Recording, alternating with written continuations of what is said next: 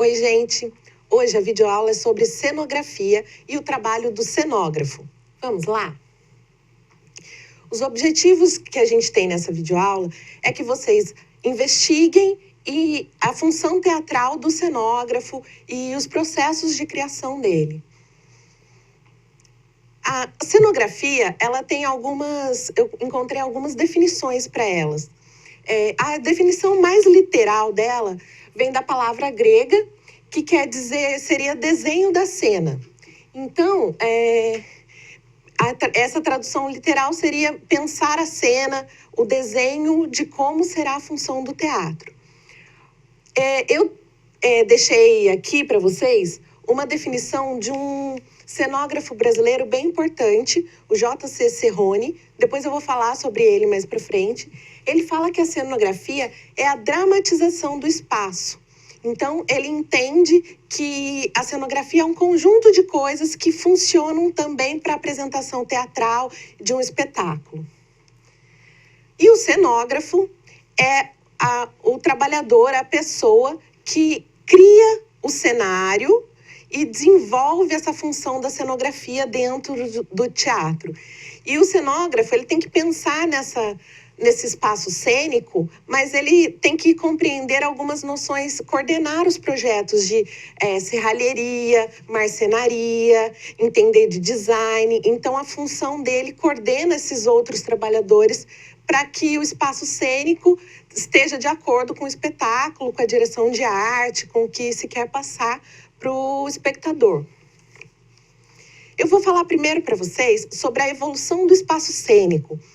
Como que o espaço cênico chegou nos dias de hoje e para o cenógrafo ir trabalhando esses espaços. Os primeiros espaços cênicos, eles são da Grécia Antiga. São essas construções circulares, geralmente elas eram construídas numa encosta de morro. Essa organização circular se deve até por uma função orgânica, né? Quando você vê alguém apresentando alguma coisa, o normal é que as pessoas fiquem ao redor dessa pessoa para ver o que está sendo apresentado. Então, criou-se esse espaço cênico, né? Em que tinha na parte do meio aqui a apresentação da cena. Atrás tinha um palco. Nesse desenho aqui, dá para ver melhor a elevação de uma fachada. Nessa fachada é que tinha o cenário da peça. Era só, na verdade, as colunas gregas e algumas pinturas de um espaço bucólico, somente para representar e dar um destaque na peça que eles estavam encenando. Depois, vem o espaço cênico romano. Ele não muda muito a função, a organização do espaço. Ainda continua sendo circular, mas geralmente eram construídos em espaços planos. Ele evolui, mas continua quase a mesma disposição. Depois, fica um bom tempo sem muitas mudanças na questão teatral.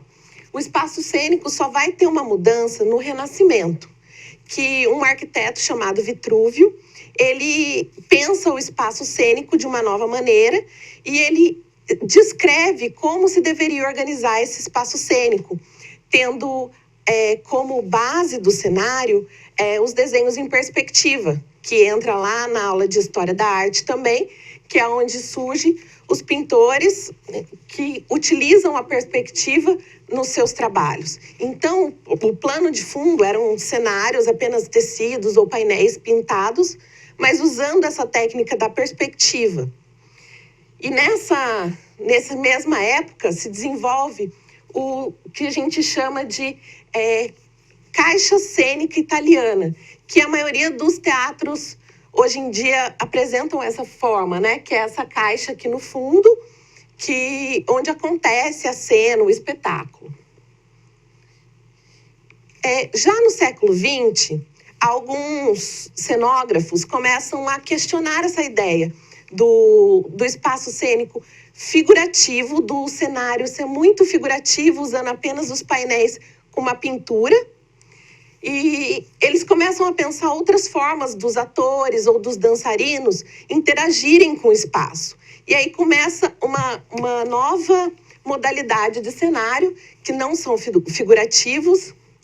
Esse cenógrafo chamado Adolphe Appia, ele desenvolve esse tipo de espaço cênico chamado espaços rítmicos, que o ator pode andar, tem vários planos. Depois, esse Edward Craig desenvolve um outro tipo de cenário para uma peça de Hamlet, que foi encenada em Moscou em 1912. Ele fez apenas painéis em várias posições do palco, em que os atores percorriam e andavam por entre esses painéis, e era essa maneira do cenário que ele desenvolveu. Então, mudou bastante daquela ideia de só um painel pintado lá no fundo. Agora eu vou falar para vocês os processos de criação do cenário, como que o cenógrafo começa a pensar e desenvolver o produto final dele, que é aquele cenário que a gente vê nos espetáculos. Ele precisa conhecer o espaço onde ele vai desenvolver esse cenário, né? Então, ele tem que olhar, medir, fazer uma planta, uma ideia do lugar que ele vai trabalhar. E aí, ele começa a desenvolver alguns croquis. Eu trouxe para vocês um cenógrafo chamado Flávio Império.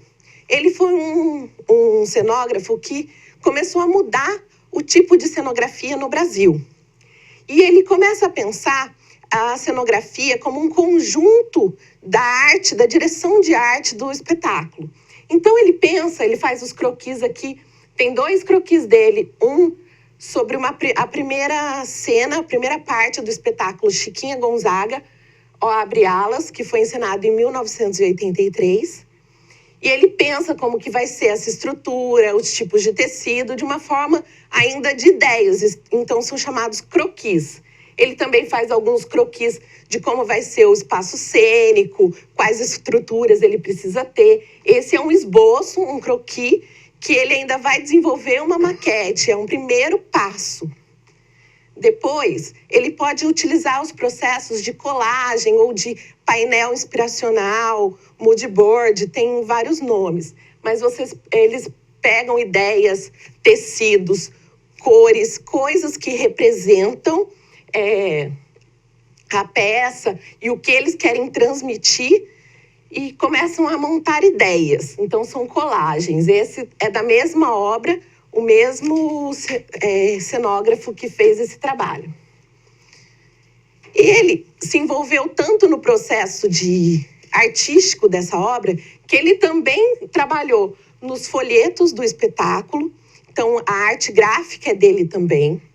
Ele também pensou no figurino. Então, o papel do cenógrafo, ele começa a ficar muito ligado com as outras funções teatrais, com o figurino, com o maquiador, com o iluminador, com o sonoplasta, porque ele precisa estar em sintonia com esses outros profissionais, né? Ele tem que pensar o que ele quer do cenário, mas ele precisa que os outros profissionais também consigam trazer o melhor para aquela peça, para aquela produção.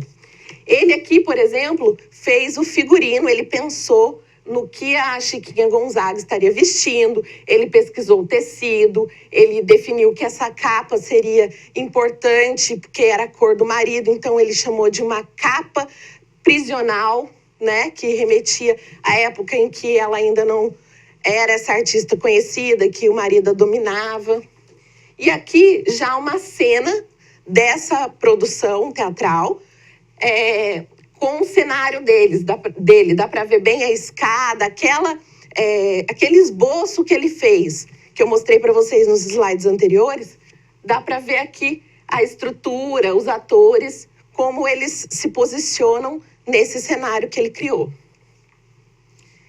Outro tipo de processo de criação, que daí já é uma parte mais para frente, né? Ele já fez a medição, já fez um croquis, já pensou na ideia, se desenvolve uma maquete para fazer o estudo cenográfico, posição de atores. Então, eu trouxe essa maquete, foi um projeto cenográfico do J.C. Serrone, que eu falei para vocês lá no início. Ele é bem importante porque, além dele fazer os projetos de cenografia, ele é um pensador e um estudioso. Ele faz muitos workshops, palestras, livros sobre esse assunto e traz a cenografia para vários lugares, para as pessoas poderem conhecer sobre o assunto, entender o papel do cenógrafo, proporciona discussões sobre esse trabalho. Então, ele pensou no espaço cênico e depois uma empresa fez a própria maquete para que os atores pudessem entender como que seria posicionado. Isso antes da estreia da obra, num processo de pré-produção de uma peça teatral ou de um espetáculo de dança. Isso acontece. Essa outra maquete, ela é do espetáculo Missa Crioula. Ela foi desenvolvida pelo cenógrafo Ciro Del Nero, que é um cenógrafo brasileiro também, que começa a atuar a partir de 1940. E eu trouxe agora para vocês um cenógrafo que chama Gringo Cardia. Ele é um cenógrafo que está bem atuante. Ele não trabalha só com cenografia teatral, ele trabalha com cenografia de espetáculos, produção de shows, cinema, televisão. Ele também é diretor de arte, trabalha como design gráfico. Então, o próprio papel do cenógrafo passa a interagir com outras formas artísticas, a trabalhar com instalação, a trabalhar com outras formas.